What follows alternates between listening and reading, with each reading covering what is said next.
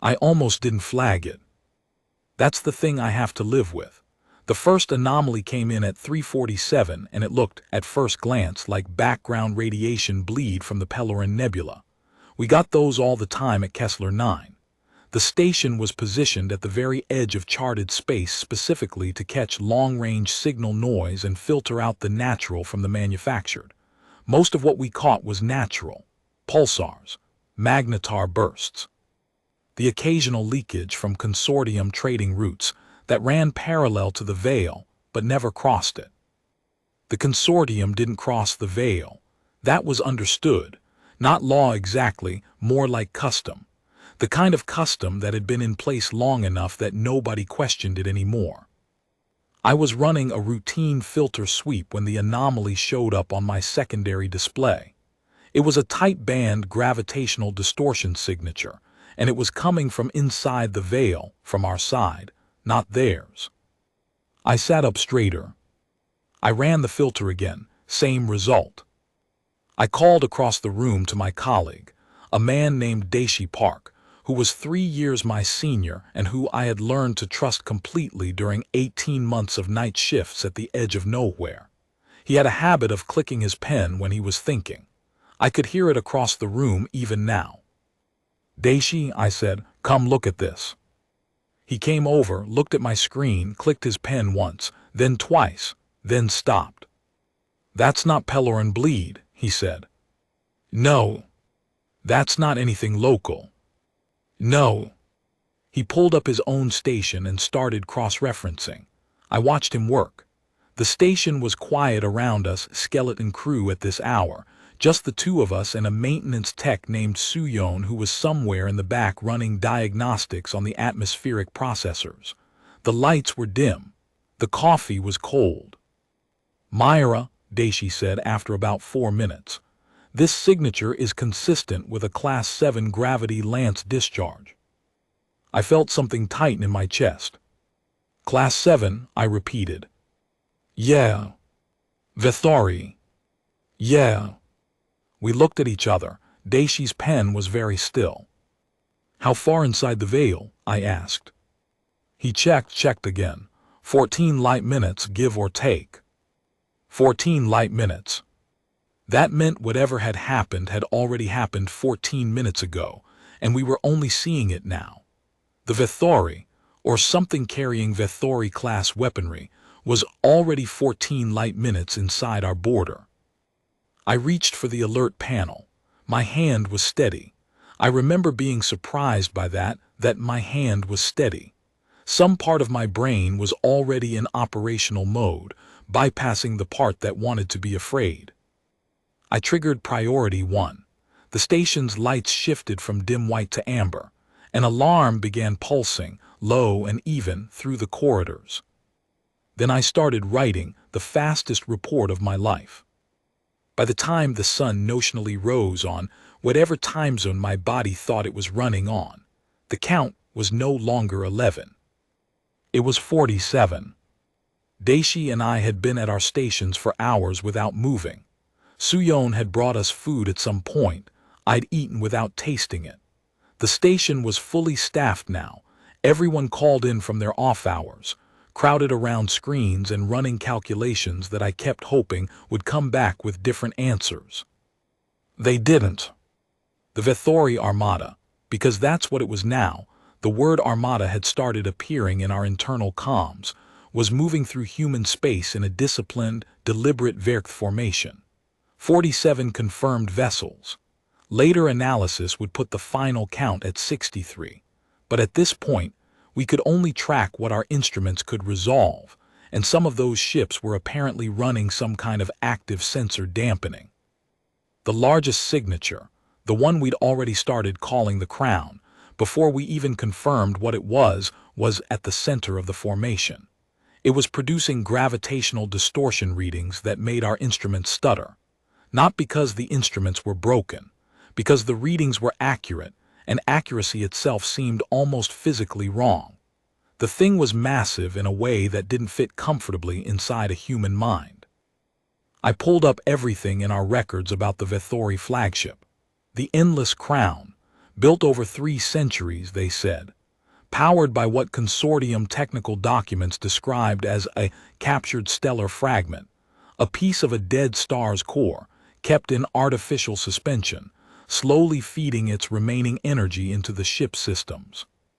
It was the most powerful single vessel ever constructed by any known civilization. And it was moving through my backyard. I sat back in my chair and looked at the ceiling for a moment. The amber alert lights were still pulsing. Somewhere down the corridor, I could hear someone on a comm link, voice tight and controlled, but not quite tight enough. The way people sound when they're trying very hard not to sound scared. I understood the impulse. Then I sat back up and went back to work, because there wasn't anything else to do. To the inhabitants of the star systems designated in consortium survey records as Zone Peripheral 7, subsection Ungoverned. This communication is a courtesy notification. The Grand Consortium of the VETH has determined that Zone Peripheral 7 contains resources and spatial positioning of strategic value to consortium interests. Accordingly, the Armada of Integration has entered Zone Peripheral 7 for the purposes of assessment, cataloging, and preparation for consortium absorption. Inhabitants of Zone Peripheral 7 who cooperate with consortium assessment teams will be recorded as willing participants in the integration process and will receive the standard consortium protections applicable to Grade 4 civilizations. Inhabitants who resist will be classified as hostile fauna and processed accordingly. You are advised that resistance is not merely inadvisable, it is statistically impossible. The consortium has integrated 41 civilizations. None has successfully resisted. The Armada of Integration carries sufficient force to eliminate all life on every inhabited world in Zone Peripheral 717 times over. This is not a threat. This is a mathematical statement. Integration assessment will begin in approximately 40 of your planetary rotations. You are encouraged to use this period to ensure cooperation is the choice of your leadership. End of notification. Personal log Myra Vaughn. 9:34 hours. I read the translation 3 times. Hostile fauna. I'd been doing this job for 4 years. I'd read a lot of consortium communications. I'd translated Vethori diplomatic language, military doctrine, trade law. I had a decent working understanding of how they saw the galaxy. I had never, until that moment, seen the phrase hostile fauna applied to human beings. Something happened to me when I read that. I want to be honest about what it was because I think it matters. It wasn't fear. Fear had been a constant companion since 347. This was different. This was quieter than fear, colder. It settled somewhere in my midsection and stayed there.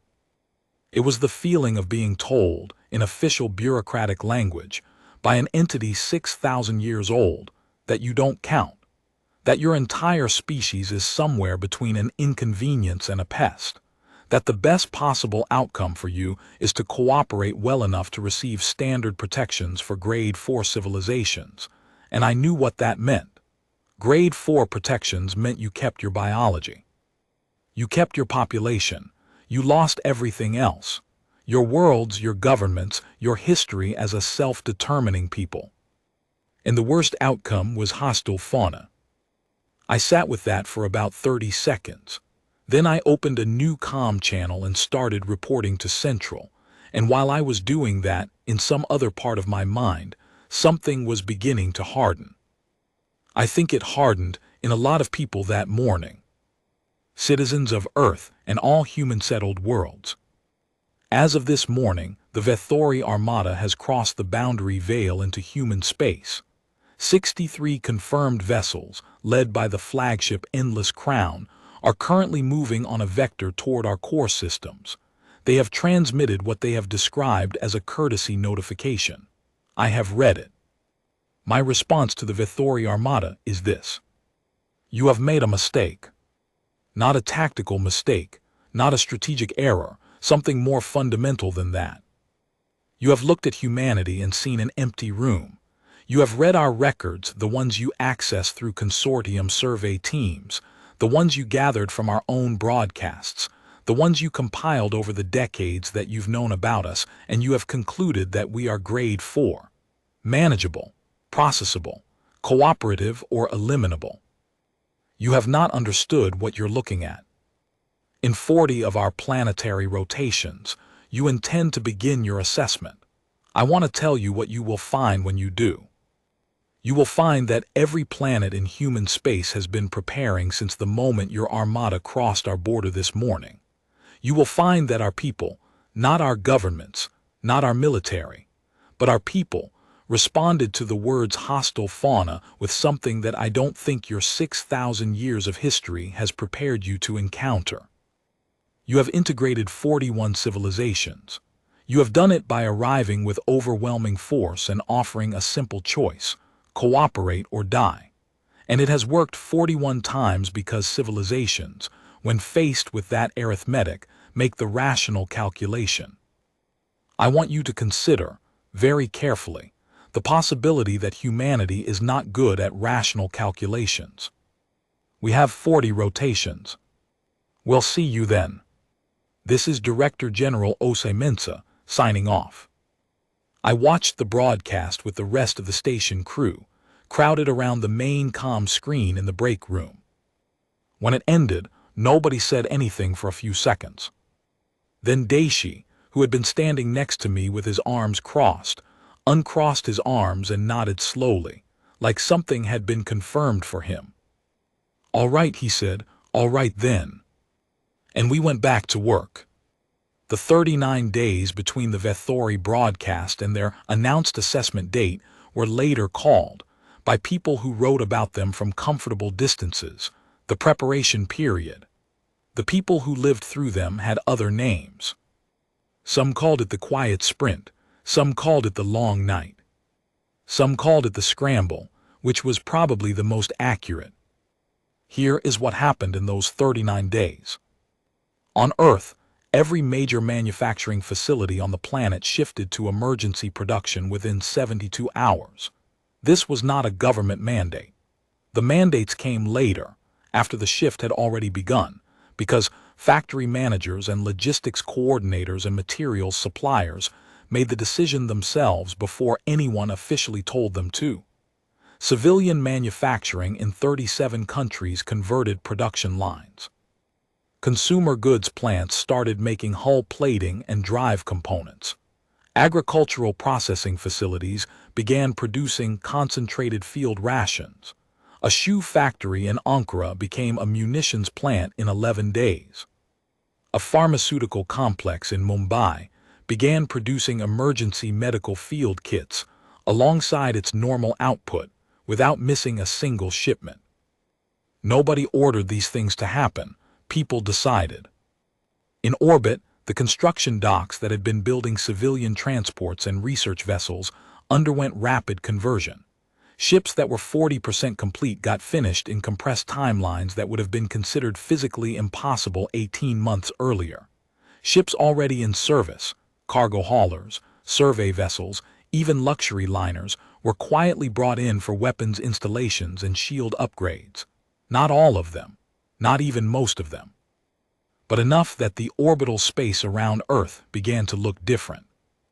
In deep space, the UEDD military forces, which the Vethori's survey records had logged as a minimal territorial defense force, grade 4 specification, no strategic threat assessment required, began moving. Quietly. Dark running with emissions suppressed and beacon transponders turned off. Ships that the Vethori's sensors would have cataloged as light patrol vessels had been upgraded with systems that didn't appear in any records the consortium had access to, because those systems had been developed, tested, and classified at a level that even most UEDD personnel didn't have clearance for. The Vethori thought they knew what human military capacity looked like. They were looking at data that was, in some cases, 15 years out of date. They had not accounted for the fact that humanity, since first contact with the consortium, had spent 15 years quietly and obsessively preparing for exactly this scenario.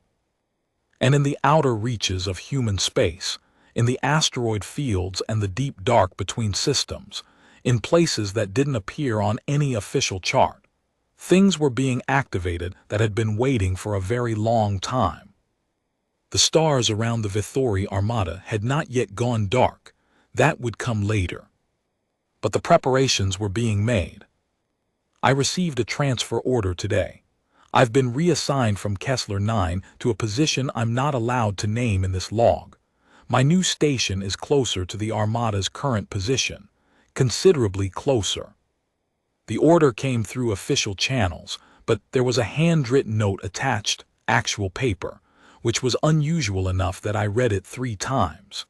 It was from Admiral Petra Sandoval, who I had never met and whose name I knew only because everyone in the Signal Corps knew her name. She was the person most responsible for the classified systems programs I couldn't name in public. The note said, "Your analysis on day 1 caught something our automated systems flagged 4 minutes later. 4 minutes matters. Come work where 4 minutes matters." I packed my things in 20 minutes. Daishi drove me to the shuttle dock. At the airlock, he said, "Whatever you're going to go do it well." "I'm just an analyst," I said. He shook his head, "Not anymore." I didn't know what he meant. I got on the shuttle. Over 15 years, UEDD placed approximately 40,000 autonomous units throughout human space, with particular density along the likely approach vectors for any consortium incursion. These units were designed to be invisible to consortium sensor technology, not through active stealth, but through passive integration. They were built using materials and emission profiles that fell within the natural background noise of space, indistinguishable from debris, asteroids, or sensor artifacts. Each unit contained 3 components. First, a long-range, passive sensor array capable of tracking gravitational, electromagnetic, and tachyonic signatures at ranges exceeding those of any known consortium sensor system. Second, a communication relay using a signal protocol developed specifically for Penumbra, operating on frequency bands and modulation patterns outside the consortium's signal monitoring range. This allowed the entire network to communicate with UEDD command infrastructure without generating any signal that consortium equipment could detect. Third, what Penumbra engineers internally called the dimmer. The dimmer was the component that took the longest to develop and the most resources to deploy. Its function, stated simply, is this: it can control the apparent output of a star. Not the actual output. The Penumbra engineers were talented, but they were not wizards. The dimmer does not actually make stars go dark. What it does is project a localized interference field tuned to cancel or redirect stellar emissions across a wide spectral range, as observed from within the interference zone. From outside the zone, a star affected by an active dimmer appears to be functioning normally. From inside the zone, from where the target would be standing, the star appears to have gone dark. The effect is localized, directional, and controllable. A single Penumbra unit's dimmer affects an area approximately 800 kilometers in diameter. But the network allows units to coordinate, and coordinated dimmers can cover much larger areas. The mathematics of overlapping interference fields, it turns out, scale very well. The engineers call the coordinated effect a curtain. An active curtain, with sufficient network nodes engaged, can make every star visible from within a defined volume of space appear to go dark simultaneously. It cannot hurt anyone. It has no kinetic component. It is, in the most literal sense, just darkness. But consider what it would mean, practically, to be a fleet of 63 warships in unfamiliar territory when every navigational reference point disappears at once. Consider what it would mean to a species that had never encountered anything it couldn't defeat with overwhelming force, to suddenly be unable to see anything at all. Consider what it would mean for your sensors, tuned to detect what you know exists, to suddenly return nothing. No stars. No background radiation. No familiar signal spectrum. Just silence and dark. The Penumbra engineers had a word for that condition. They called it blind. As of day 22 of the 39, Penumbra network nodes in the Armada's current transit zone are at 94% operational. Remaining 6% will be online before day 39. Curtain activation authorization requires direct order from UEDD Director General. Node Coordination AI, designated Penumbra Central, is running nominal. We are ready. Today is the day. I've been at my new station for 25 days. I can't describe where it is or what it looks like. Not yet, maybe not ever. What I can say is that I'm part of something I didn't know existed until I got here. And now that I know it exists, I find myself thinking about all the people who built it over 15 years in secret, and I feel something that takes me a moment to name. Pride isn't quite right. Too simple. It's more like recognition, like seeing something and suddenly understanding that the people around you were always more capable than you knew, that the world was always deeper than it looked. I've been assigned to monitor Armada communications during the event sequence. My job is to translate in real time, as fast as I can, because some of what the Vethori say when this starts happening is going to matter, and nobody wants to wait for a translation queue to clear before they understand it. The Armada has been stationary for about 18 hours now. They've taken up a position approximately 40 light minutes from what they've designated as their first assessment target, a human colony world called Tessaloon. Population about 300,000. Agricultural mostly. Beautiful place from the images I've seen. Rolling plains. Purple-tinted sky at sunset because of the particular mineral composition of the upper atmosphere. 300,000 people going about their lives under that purple sky, watching the news, probably scared, probably trying not to be, probably feeding animals and making dinner and putting children to bed, while 600 years of human military preparation pointed itself like a bow at the Armada overhead. I am so tired of being scared. Let's go. The Armada has begun transmitting on consortium standard military channels. They're not encrypting, which means they don't consider us a meaningful signals intelligence threat. That's fine. Let them keep thinking that. The transmissions so far are routine. Formation confirmation, sensor sweeps, weapons status checks. The voice of the Endless Crown's communications officer is young, or sounds young, though Vethori aging is different from ours and very precise. Everything she says is clipped and correct and professional. I translate and pass the reports along. At 400, the Armada begins moving. Slowly at first. The Verth formation compresses slightly, tightening the formation for what their doctrine calls the advance. I recognize the pattern from consortium military texts I translated 3 years ago, sitting at Kessler 9 in the amber light. They're coming. Something just happened that I need to write down before I forget the details. At 6:09, the Armada communications officer, the young-sounding one, transmitted a standard sensor sweep report. I was translating it as she spoke, which meant I heard something before any automated system could process it. She paused. It was a small pause, maybe 2 seconds. In a military comm transmission, 2 seconds is a lot. In a woman who had been transmitting with mechanical precision for the past 2 hours, 2 seconds of silence was like a shout. Then she said, "Command, I am registering a sensor anomaly. Background signal pattern has deviated from expected baseline. Nature of deviation is unclear. Logging for review." My fingers were moving before she finished. I had the translation on the command channel in 11 seconds. I looked at my own instruments. Everything was reading nominal. The Penumbra network was active and invisible. The Armada's sensors weren't detecting anything. but their communications officer had noticed that something was different about the nothing she was detecting. The texture of the silence had changed in a way she couldn't quite name. She was sharp. I noted that.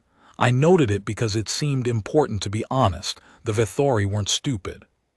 They were overconfident and contemptuous, but they weren't stupid, and the people operating that armada were professionals.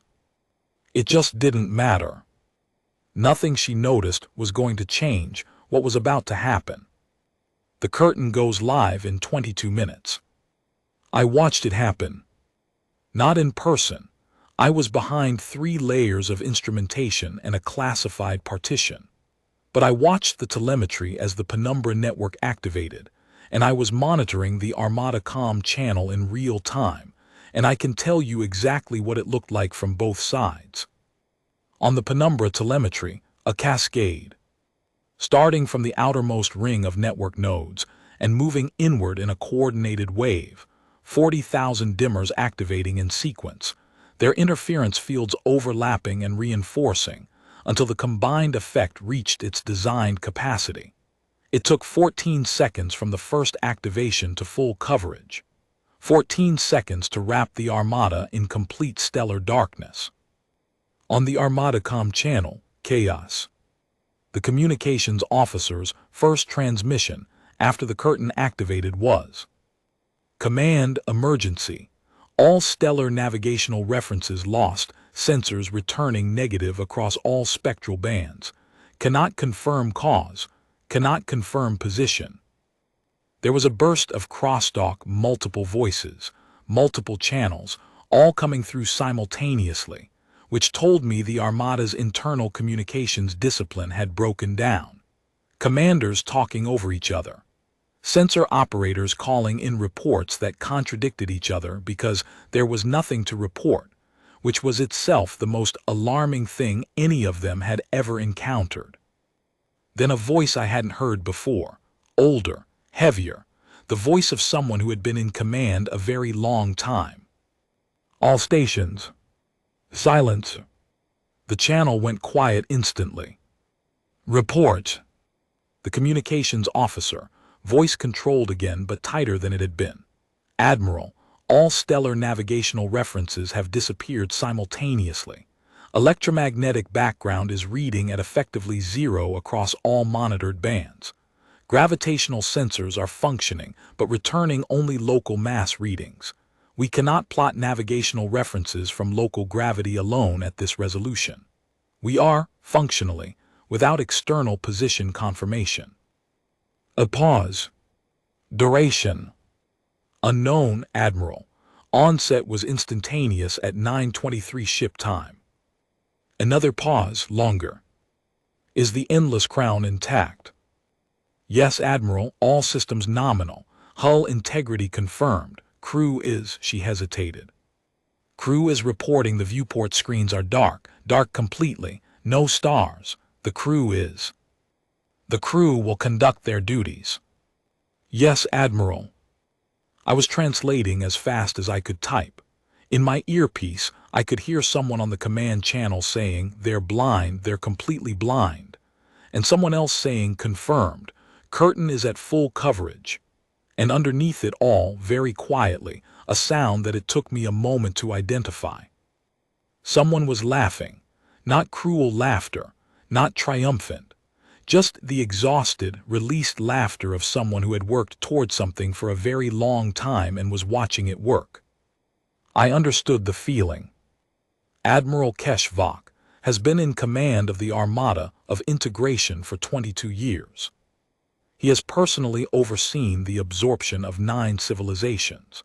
I've been reading his translated comm logs for 2 hours, and I can tell you that he is exactly the kind of person you would want commanding that armada if you were on his side. He's calm, he's analytical, he's not panicking, he's not making rash decisions. He's holding his formation together through force of personality while every screen in front of him shows him nothing.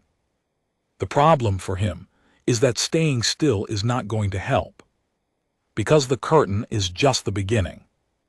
Admiral HFY, my name is Amara Osimensa. I am the Director General of the United Earth Defense Directorate. I am the individual you would be negotiating with if you were here to negotiate. I want to tell you some things. First, what you're experiencing right now is not a malfunction. It's not a natural phenomenon. You're inside a projection field that our engineers spent about a decade building specifically for this moment. The stars aren't gone. You just can't see them.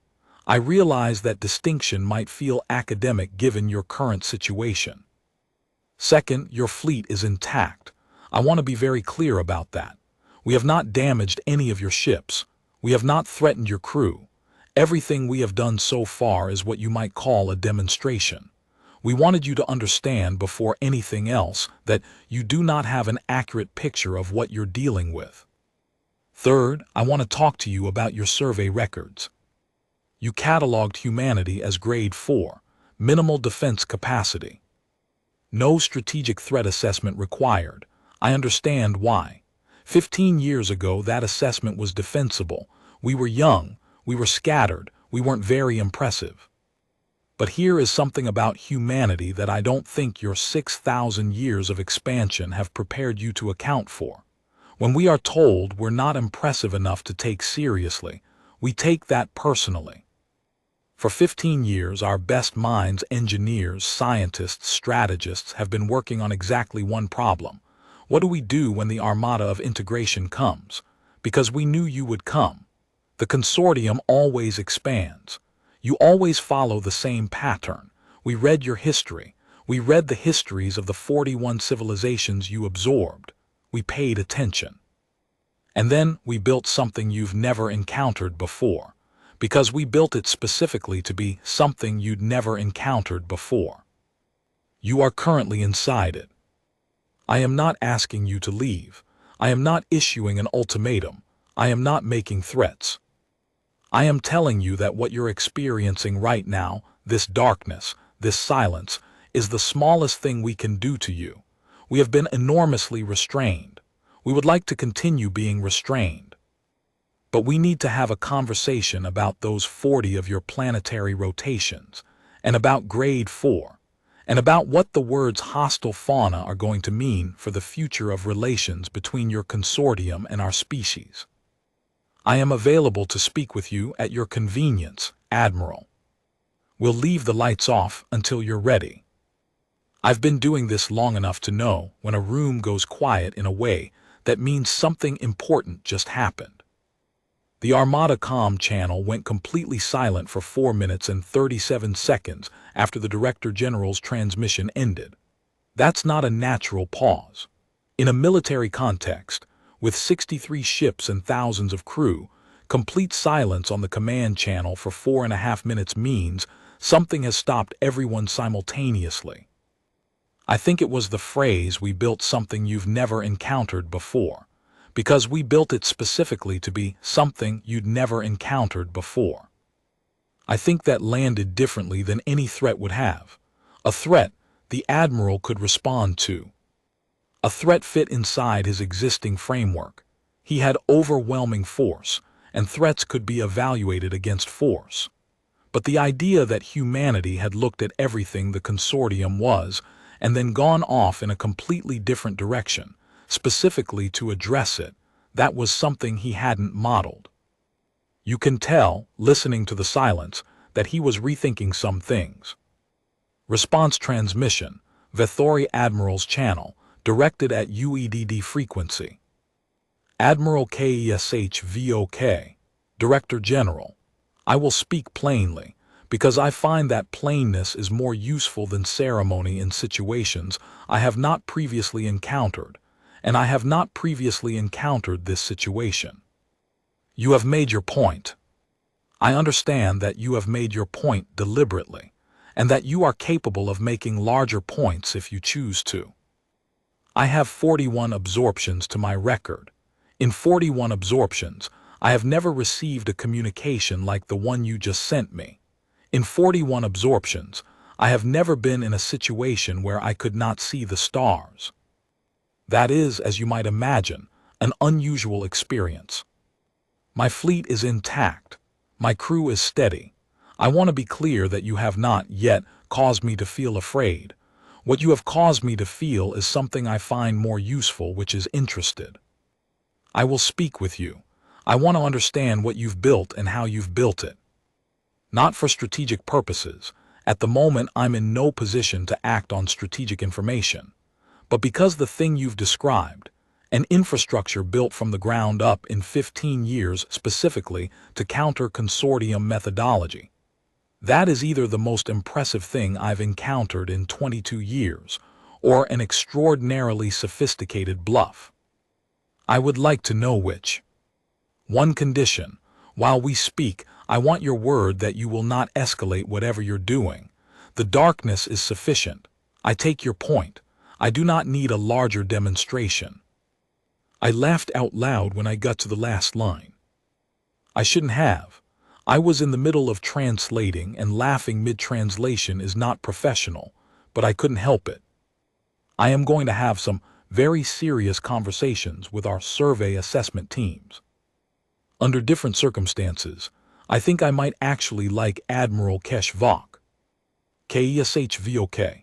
That is somehow both a non-answer and a very clear answer. Wesiaminsh.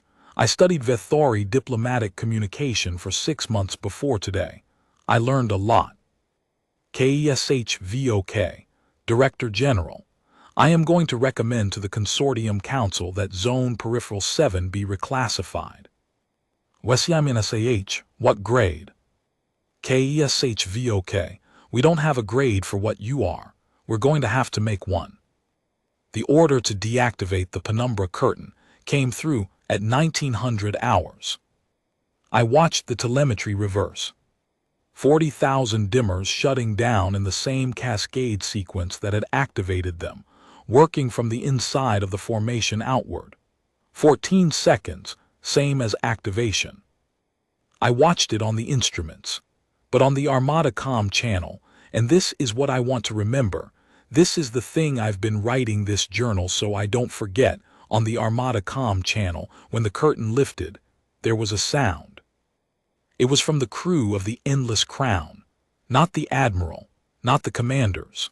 The crew, the people who had spent 9.5 hours in complete stellar darkness, not knowing what was out there, following their Admiral's orders to hold formation and conduct their duties and not be afraid, doing all of that in a dark that none of them had ever experienced before.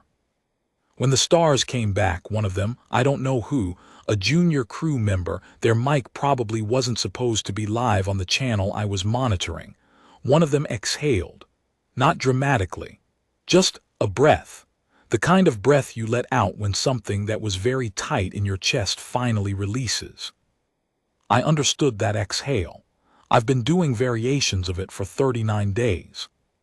Then the communications officer, precise and professional, was back.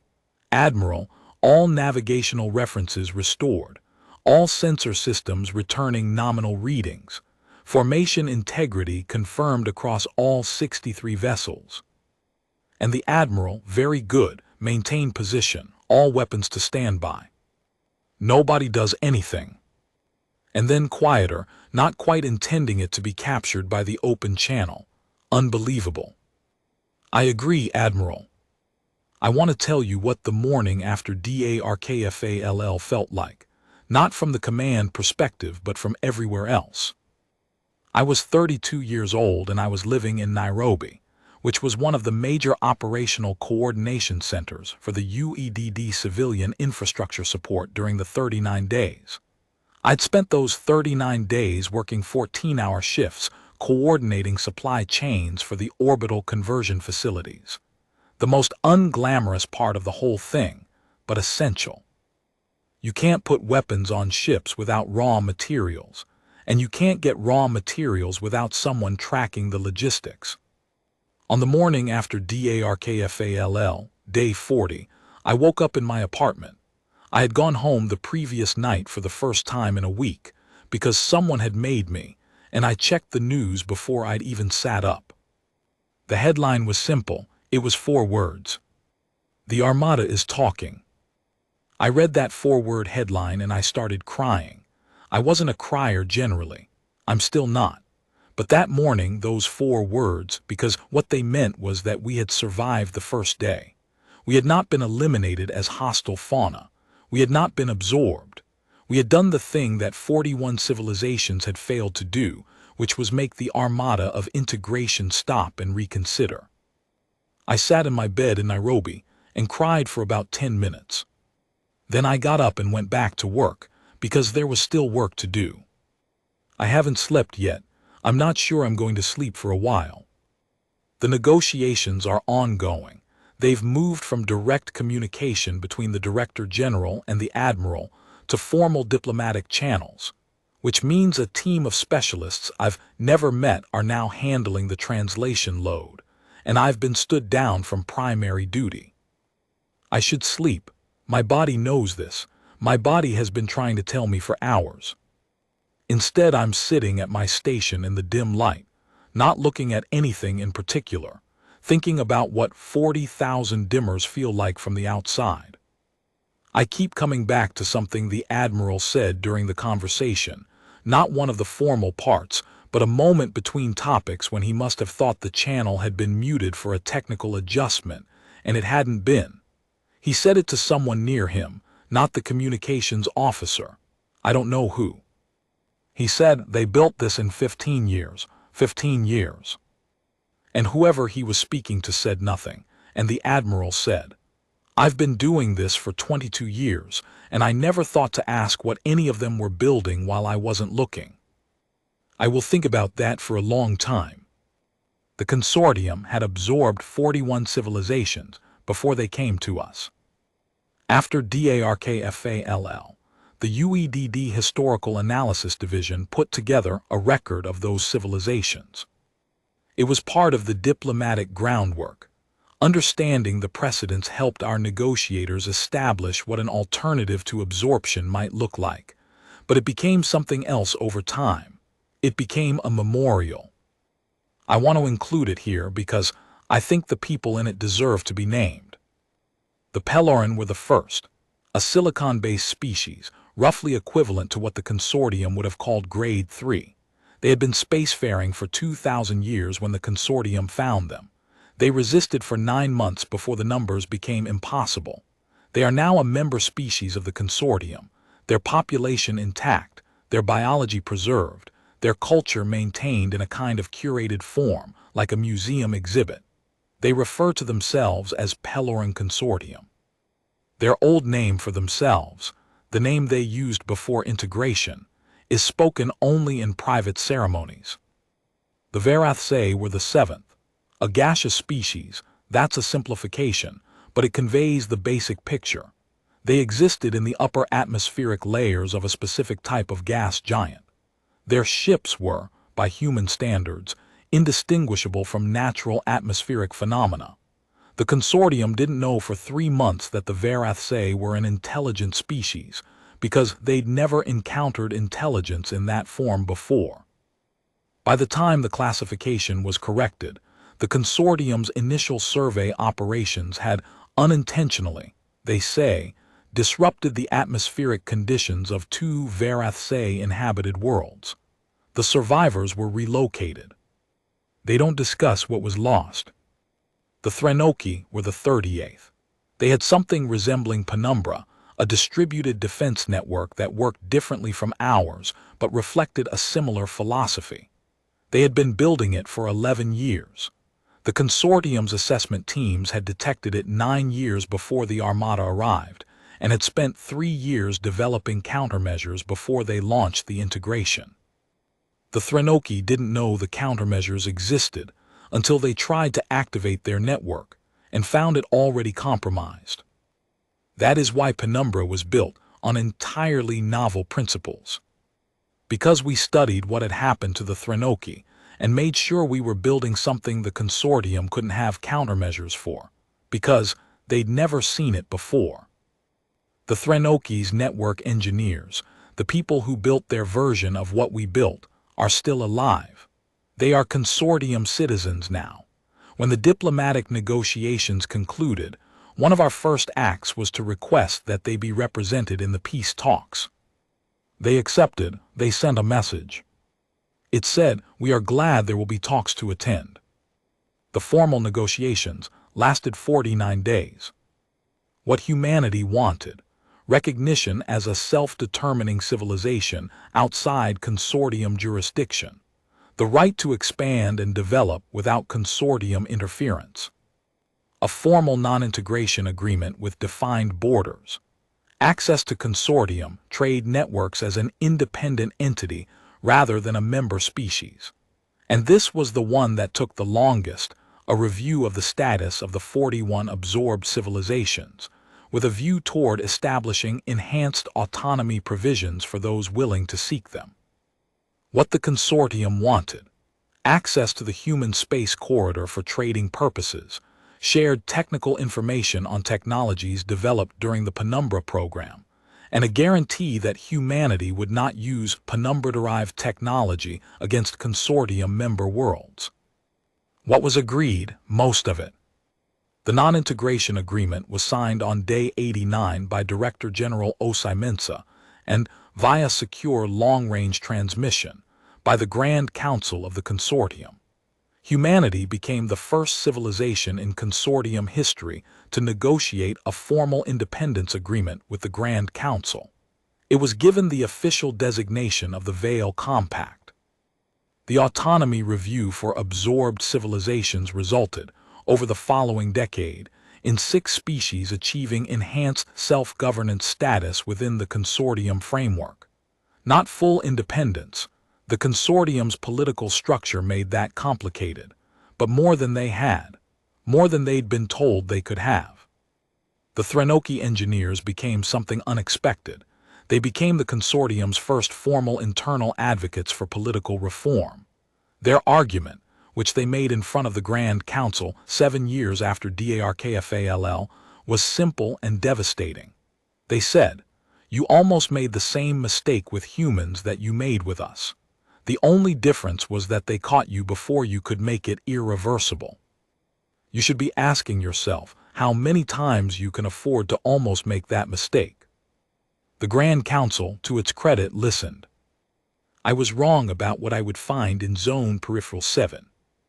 This is not a difficult admission for me to make, because I have been wrong before and I expect to be wrong again.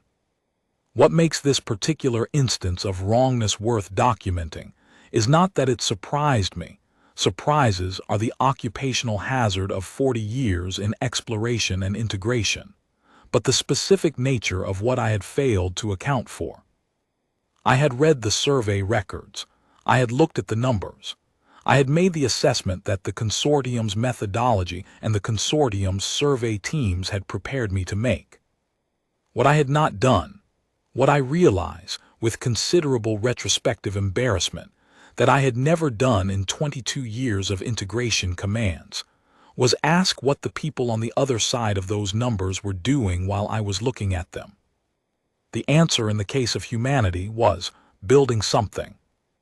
In 15 years, with the resources available to a young, scattered, unimpressive Grade 4 civilization, they had built a system that rendered my armada blind in a volume of space they controlled. They had done it quietly, invisibly, using principles so fundamentally different from consortium technology that none of our monitoring detected any sign of it. I spent the 9.5 hours of darkness doing something I almost never do, revising my priors. By the time Director General HFY Sci-Fi activated what she called the Penumbra Curtain, I had already begun to understand that I had made an error of the most fundamental kind. Not a tactical error, not a strategic miscalculation, an error of imagination. I had failed to imagine what they were capable of. That failure is, I believe, the most dangerous failure any commander can make. It is the failure that brought 41 other civilizations into the consortium against their will, because in each case, the armada of integration arrived having failed to fully imagine what it was encountering. We assumed a ceiling. We assumed that the ceiling we could see, the ceiling that appeared in our survey data, in our assessments, in our records, was close to the real ceiling. The humans had no ceiling. Or rather, they had one, but it was not where we had estimated it to be, and the distance between our estimate and reality was large enough that 63 warships found themselves unable to navigate by starlight for 9.5 hours. Director General Osei Mensa, in one of our later communications, after the formal negotiations, in the informal exchange of correspondence that I find myself still engaged in, told me something I have thought about nearly every day since. She said, "The problem with categorizing a civilization is that civilizations are not static. They are processes. Whatever category you assign them, they are already becoming something else." I recommend that observation to everyone in the consortium's survey and assessment service. I recommend it as the first principle of any future contact protocol. Before you assign a grade, ask what they are becoming. The answer might surprise you. Admiral Keshvak retired. After Myra left Kessler 9, the station wasn't the same. That sounds sentimental, but I mean it practically. She was the one who caught the anomaly first, and knowing that, you start to wonder how many of the rest of us would have flagged it when we did, or at all. I like to think I would have caught it. I probably would have, but 4 minutes after her, not before.